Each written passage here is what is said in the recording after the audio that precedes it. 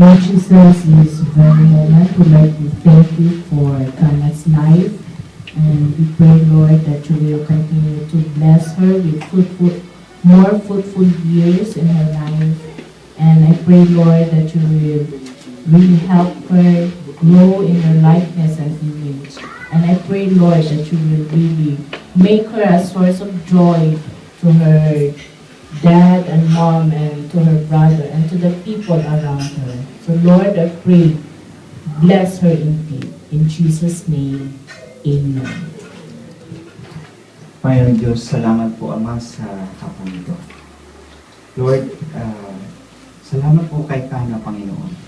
And we pray na kayo po ang patuloy na magpala sa kanya.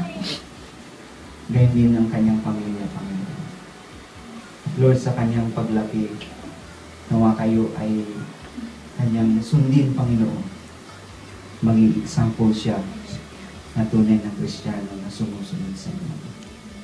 Panginoon, gamitin niyo po siya sa iyong plano sa buhay mo, Panginoon.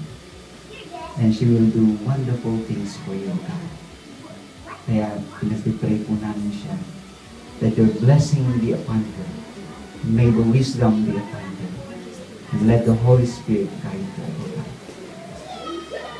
Kasama rin po, Panginoon, kanyang pamilya. Panginoon, we thank you. We praise you, Jesus.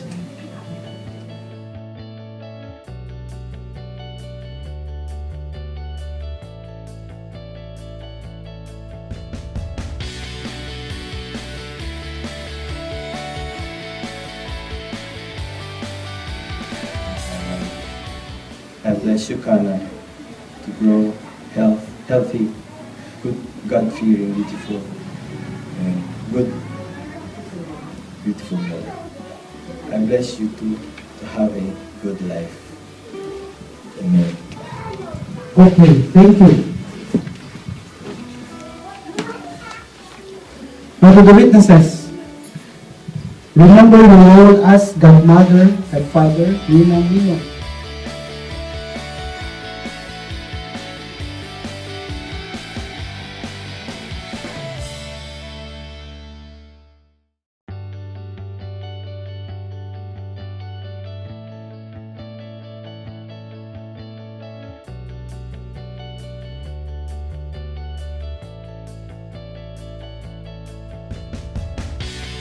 Appreciate each and every one of you who came. Ngayon po, tayo po ay pumunta sa kabilang room at tayo po ay magsama-sama konti. Salamat po.